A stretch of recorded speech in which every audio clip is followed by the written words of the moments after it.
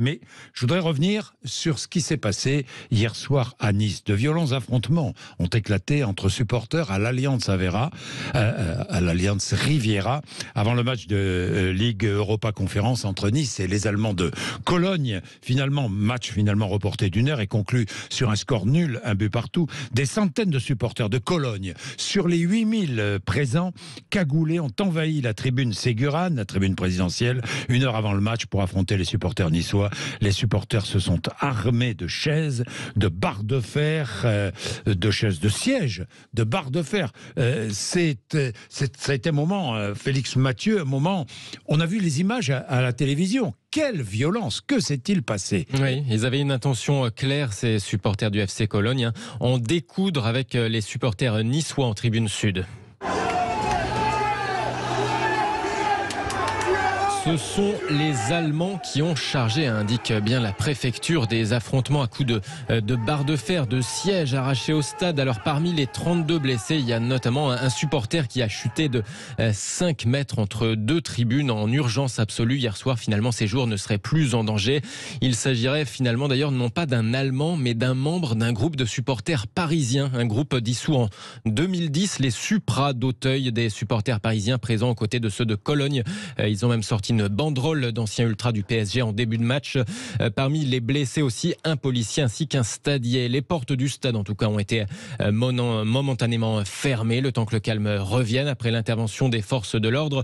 Coup d'envoi retardé d'1 heure vers 19h40, plus tôt dans l'après-midi, bien avant ces incidents au sein du stade. Des supporters de Cologne déjà avaient dégradé des monuments et tagué des stations de tram dans le centre-ville de Nice.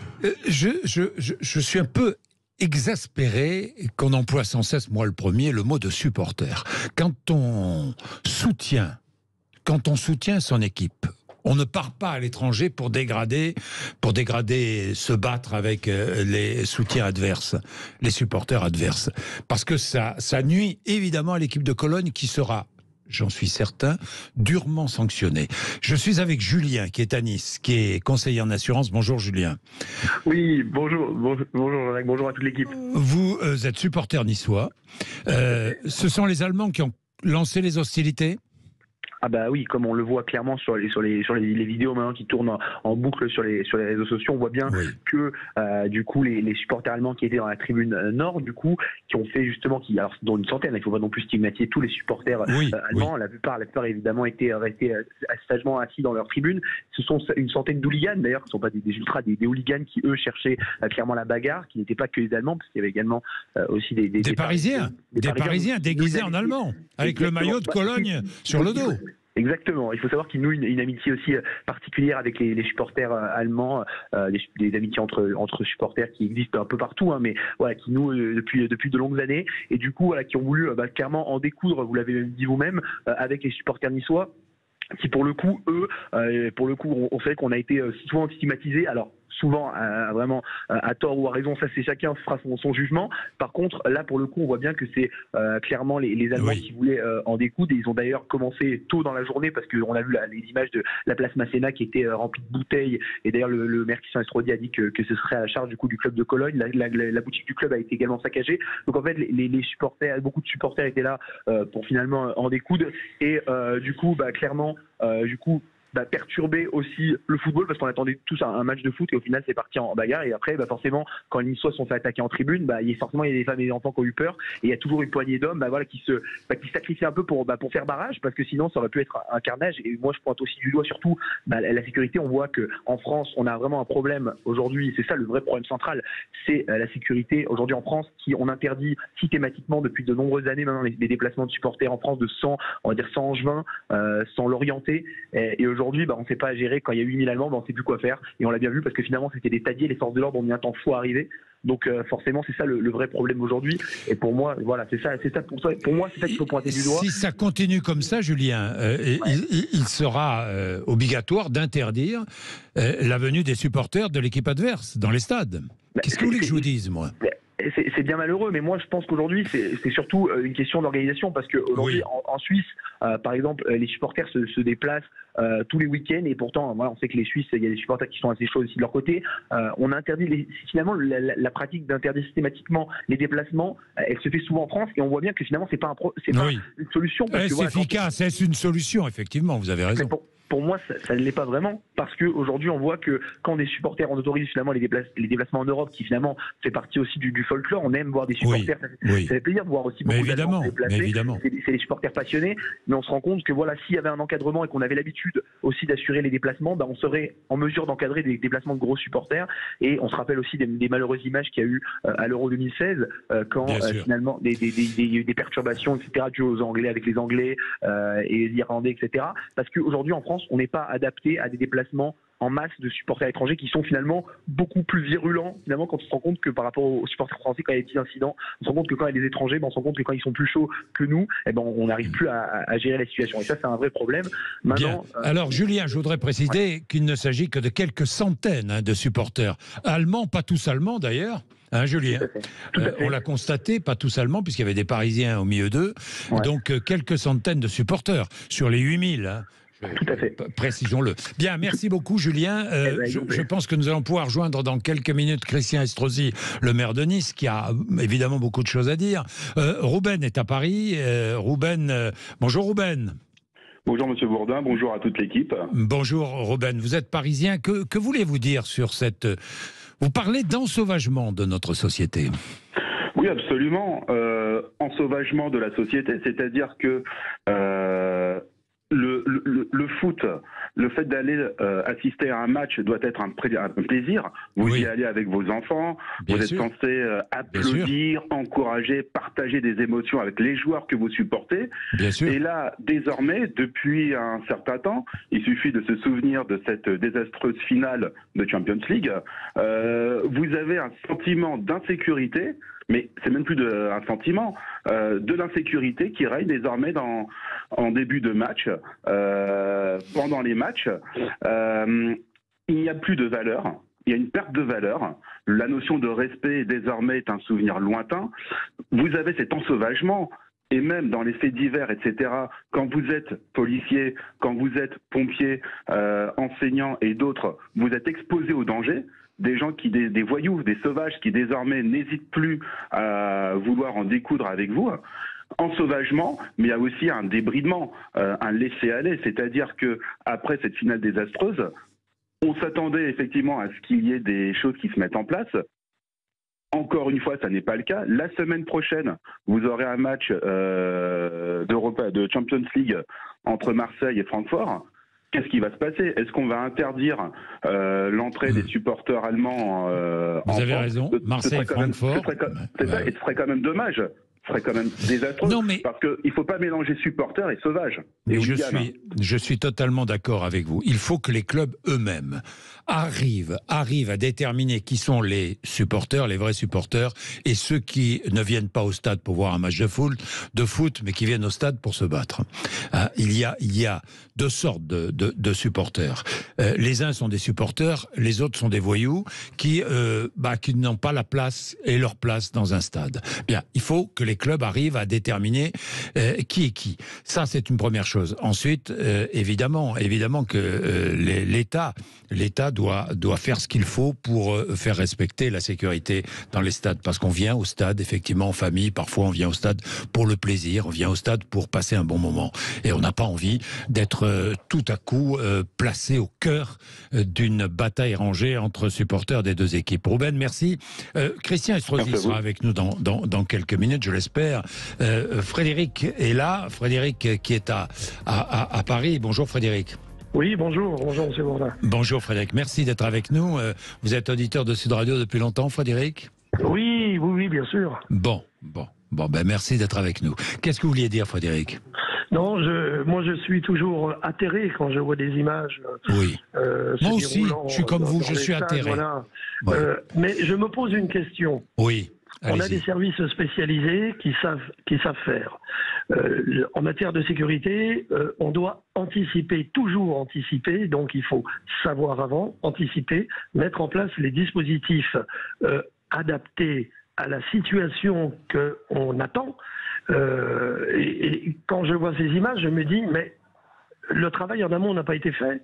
Le plan de sécurité n'a pas déterminé qu'il y avait un risque et que dès lors, il faut prendre les mesures nécessaires dans le stade, soit de répartition des supporters, soit des mesures. Alors, Frédéric, Frédéric, je vous interromps parce que, en l'occurrence, les mesures avaient été prises, c'est-à-dire que les supporters allemands étaient placés à un endroit du stade, dans une tribune. On avait réservé une tribune entière aux supporters allemands. Donc, mais ce ne sont pas c'est quelques centaines parmi les 8000 supporters allemands, quelques centaines. Et il est très difficile parce que, pourquoi ? Parce que d'abord, on ne peut pas mettre un policier derrière chaque supporter violent. Ensuite, là, en l'occurrence, comme je vous l'ai expliqué, il y a des supporters ultra du Paris Saint-Germain interdits au Parc des Princes qui sont venus se mêler aux Allemands pour uniquement se battre, pour provoquer la bagarre, hein, que les choses soient claires. Il y a peut-être des antécédents avec des supporters niçois, je ne sais pas d'où ça vient. Mais Frédéric, c'est extrêmement difficile. Vraiment, je ne veux pas jeter la pierre, mais c'est extrêmement difficile. J'en sais quelque chose, c'est très très difficile. Les supporters, il faut garder le dialogue avec eux. Il faut essayer de faire en sorte de leur faire comprendre qu'ils sont là d'abord pour supporter leur équipe, ils sont là d'abord pour aider leur équipe à gagner sur le terrain, et non pas pour venir se battre. Non pas pour venir se battre. Frédéric. Oui, je suis entièrement d'accord avec vous, mais regardez, je prends pour référence l'Euro. L'Euro, on a eu quand même un nombre important de matchs avec des supporters pas toujours faciles, mais il y a un énorme travail qui a été fait en amont. C'est vrai. On regarde comment ils se comportent en général dans les stades où ils vont, ces supporters. Parmi ces supporters, quand on travaille avec les fédérations, avec les clubs bien en amont, on sait le nombre, quels sont éventuellement ceux qui peuvent nous poser des problèmes, et il faut donc à ces risques mettre des réponses. Il faut coller une réponse à chaque risque, de manière, on peut pas éviter tous les risques, bien sûr, mais on peut en réduire la probabilité. Bien, merci beaucoup Frédéric, merci d'appeler 0826 300 300. Vous êtes prioritaire ici, vous le savez, je veux que vous nous racontiez votre vie de supporter, pourquoi pas, n'hésitez pas, vous supportez tel ou tel club, vous êtes membre d'un groupe ultra, allez-y, n'hésitez pas à nous appeler 0826 300 300, du concret, du témoignage. Tiens, Patrick sera avec nous dans un instant. Patrick veut faire une petite comparaison entre le football et le rugby. Il n'a pas complètement tort aussi, mais dans le rugby aussi, la violence existe parfois. Patrick, 10h46, avec nous dans 2-3 minutes. Nous appelons Christian Estrosi le plus vite possible pour qu'il nous dise ce qui va se passer, les conséquences maintenant. Hein. Il est quelle heure ? 10h46. Donc à tout de suite. Sud Radio, merci d'être là. Vous savez que vous pouvez retrouver l'émission podcast sur sudradio.fr, sur notre application Sud Radio, sur notre chaîne YouTube où vous êtes près de 700 000 à nous suivre, de plus en plus nombreux sur Facebook également. 10h46. Témoignage sur ce qui s'est passé hier à Nice, sur la violence dans le foot, dans les stades, autour des stades, parce que la violence se produit souvent autour des stades. D'ailleurs, vous avez vu à Nice les dégradations qui ont été commises place Masséna. Patrick est dans l'Ariège. Football, rugby. Patrick, vous vouliez faire la comparaison. Bonjour Patrick. Bonjour Monsieur Bourdin, bonjour. Merci vraiment d'être avec nous, auditeur de Sud Radio, j'allais dire d'RMC, de Sud Radio depuis longtemps. Oh oui, j'écoute Sud Radio depuis très longtemps, je suis un écouteur assidu. Bon. Voilà, parce que j'aime bien le ton que vous utilisez. Bon, ben très bien. Voilà, tout ça, c'est dans cette radio. Très très bien. Voilà. Alors, le foot, le rugby, qu'est-ce que vous vouliez dire, Patrick ? En tant qu'ancien joueur de rugby et spectateur de rugby dès que je peux, puisque je suis pas de Toulouse, même si je suis catalan avec l'USAP, on observe quand même jamais les violences dans le rugby qu'on observe dans le football. Voilà. Et je ne pense pas que dans le basket, etc., dans le handball, on observe de telles violences. Je crois que le football a un problème qui est spécifique. Si le rugby est un sport de voyous joué par des gentlemen, le football est un sport de gentlemen joué par des voyous et parfois... Vous savez qui a prononcé cette phrase célèbre ? Je crois que c'est un rugbyman. C'est un rugbyman néo-zélandais qui s'appelait Peter Waineré. Oui, ici. Qui a été capitaine des All Blacks. Et c'est lui qui a prononcé cette phrase que tout le monde reprend, qui est d'ailleurs magnifique. Hein. Patrick. Puis il savait de quoi il parlait, lui. Oui, vous avez raison, il savait de quoi il parlait. Oui.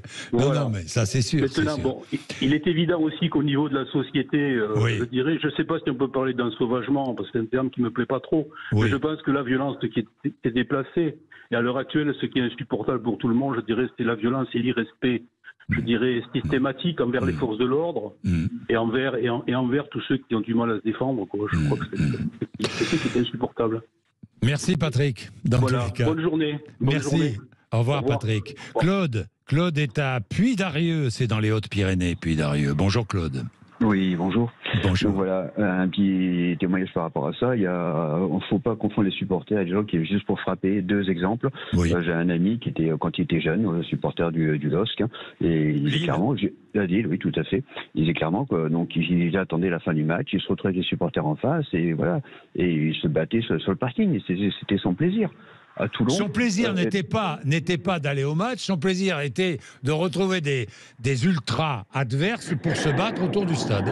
Oui, des ultras, enfin des personnes violentes qui sont en dehors du foot, ils n'ont rien à voir avec le foot, ces gens-là.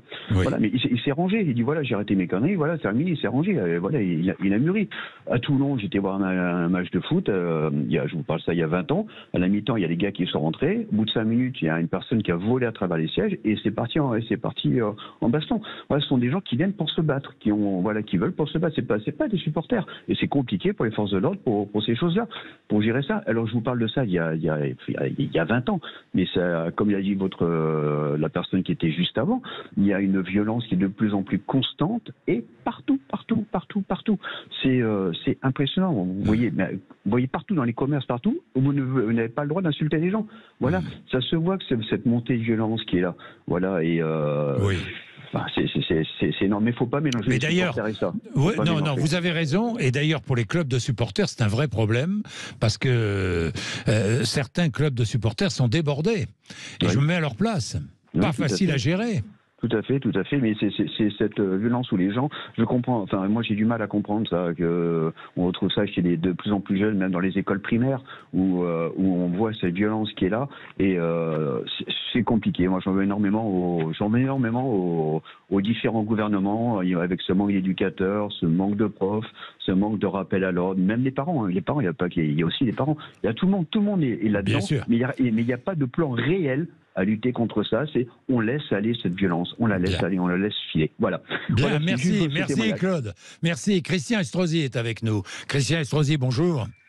Bonjour, Jean-François Bourdin. Merci d'être avec nous, Christian Estrosi. Christian Estrosi, après ce qui s'est passé hier, quelle décision prenez-vous ? Moi, j'ai malheureusement pas de décision à prendre, mais essayer d'user de mon influence de maire, confronté comme d'autres maires en France, en Europe, maintenant trop régulièrement à ce type de situations qui ne sont plus acceptables. Accompagner le sport de haut niveau, réaliser des infrastructures et être dépendant de règles nationales, européennes, qu'elles dépendent des États ou des instances sportives, où on ne prenne pas les dispositions nécessaires pour empêcher ce genre d'individus, ces hooligans, ces barbares, de déferler non seulement dans nos stades mais dans nos villes, parce que naturellement il y a ce qui se passe dans le stade, mais il y a ce qui s'est passé toute la journée d'hier dans la ville, avec des dégradations importantes. Ça n'est plus acceptable et j'en appelle à la responsabilité à la fois de nos instances gouvernementales, de nos instances sportives, pour qu'ils prennent des décisions. Si on doit faire des matchs sans supporters, on doit faire des matchs sans supporters. Sans ça, c'est plus du sport. Les solutions, pour l'instant, nous ne les avons pas, Christian Estrosi. Regardons ce qui s'est passé dans l'après-midi à Nice. Des supporters, on va les appeler ainsi, Cologne. Oui. Des hooligans, hein, mais bon. Des hooligans, bon. De Cologne ou d'ailleurs, parce que vous avez vu que parmi ceux qui étaient les plus violents, il y avait des Parisiens déguisés en Allemands.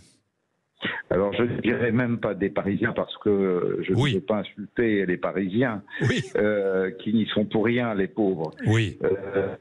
Et je n'ai pas à blesser leur dignité. On sait que ce sont des, entre guillemets, supporters violents connus du PSG, identifiés, peut-être certains interdits de stade à Paris, oui. À Paris, et qui viennent se défouler en se déguisant en supporters de Cologne ici à Nice. Donc voilà, ça illustre bien dans quel monde de folie on est en train de rentrer. Des hooligans de Cologne ont dégradé des monuments, tagué des stations de tram dans le centre-ville de Nice. Qui va payer ? Mais j'ai bien l'intention de, après que nous ayons fait les relevés et identifié le montant des dépenses, de solliciter le club de Cologne, qui est responsable du déplacement de ses supporters, d'assumer sa part de responsabilité. Ça n'est pas aux contribuables niçois d'y faire face. Bien sûr, bien sûr. Le club vous a répondu ? Vous avez eu contact avec eux ? Pas encore ? J'ai rencontré le président hier soir de Cologne, qui naturellement m'a dit être ouvert à toute discussion. Mais bon, on est resté dans le flou parce qu'on avait plus à gérer une crise avec les instances de l'État, le préfet, le procureur et naturellement les forces de l'ordre et les représentants de l'UEFA qui étaient seuls décisionnaires. Et ce sont eux d'ailleurs qui ont maintenu le match. Oui, il y a eu un vrai débat dans la cellule de crise où le président de l'OGC Nice et moi étions plutôt tentés de demander que le match ne se tienne pas après des incidents qui s'étaient déroulés. Le représentant de l'UEFA, qui est le seul responsable en charge de l'organisation sportive, a considéré que ça pouvait avoir même plus de conséquences. C'était sa responsabilité. Il a fixé un nouvel horaire près d'une heure plus tard pour le début de la rencontre. Et là aussi, nous sommes dans une organisation sportive qui s'impose à nous. Alors, on finance des équipements, on assume naturellement d'accueillir de belles rencontres. Regardez, il y a maintenant 2 mois, nous recevions les 2 demi-finales du top 14 de rugby à Nice, avec Bordeaux, Montpellier, Toulouse, notamment, qui se sont déroulés admirablement. Il y a eu une ambiance fantastique dans la ville parce qu'on voit bien qu'on a affaire là à des supporters, à des fans d'une discipline où on se montre exemplaires, qui ont nourri l'économie de la ville, qui ont partagé entre eux sous des couleurs différentes pendant plus de 48 heures. Et là, on est dans un sport où aujourd'hui, on voit les choses dériver et où j'en appelle vraiment aux instances sportives nationales et internationales pour prendre des décisions et aussi qu'on nous autorise à pouvoir user de technologies modernes comme la reconnaissance faciale qui permettent d'identifier tous ceux qui sont fichés pour avoir déjà, par le passé, participé à des actions violentes. Merci Christian Estrosi. Merci d'avoir été en direct avec nous ce matin. Merci à vous. Merci. Merci. Au revoir. Merci, au revoir.